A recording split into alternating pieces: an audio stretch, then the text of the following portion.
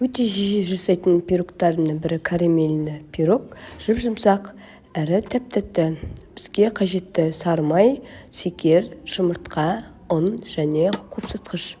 Алдымен ыдысымызға жұмыртқамызды, шекерімізді, одан бөлме температурасындағы сары майымызды қосып араластырамыз да, үстіне ұнымыз бен қопсытқышымызды қосып, жұмсақ қамыр илейтін боламыз.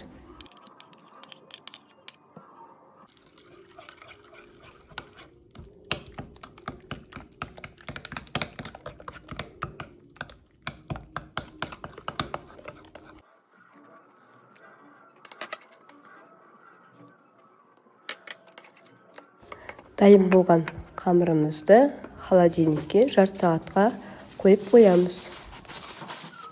Начинка дайындауға сметана 200 грамм, 120 грамм сахарный пудра, 2 жұмыртқа, сосын вареная сгущенка кетеді. Осыларды қазір біріктіріп, сұйық масса жасайтын боламыз.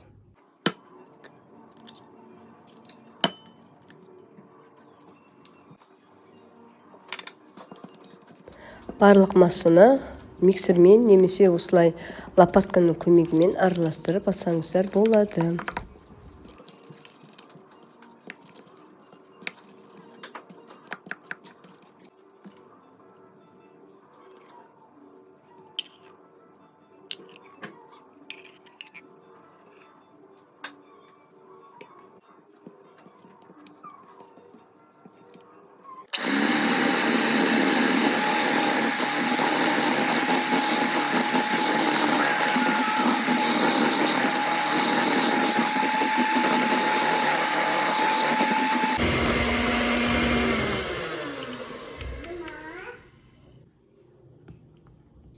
Бізде осындай әдемі сұйық масса шығуы қажет.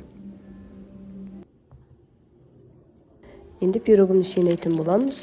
22-24 формаға алдымен массамызды осылай жайып шығасыздар.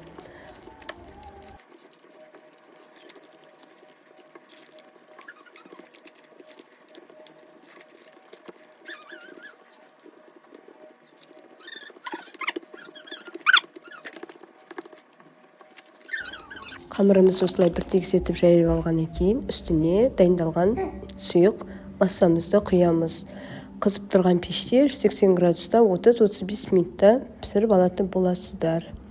Астарыңыз дәмді болсын. Бізбен бірге болғандарыңызға көп-көп рахмет. Лайк басып, пікір қалдыруды ұмытпаңыздар.